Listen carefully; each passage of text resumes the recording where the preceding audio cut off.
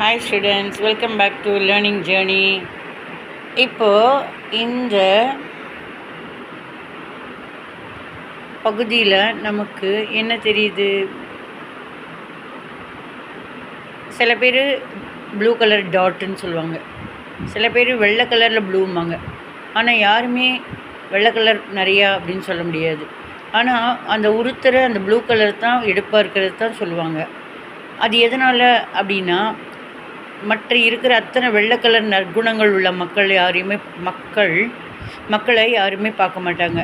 அவங்கக்கிட்ட ஒரு சில தீய பழக்க வழக்கம் இருக்கும், அதைத்தான் பெருசுபடுத்திட்டு எடுப்பாக தெரியுற மாதிரி கண்ணுறுத்துகிற ஒரு பொருளாக அதை நினச்சி பேசுவாங்க.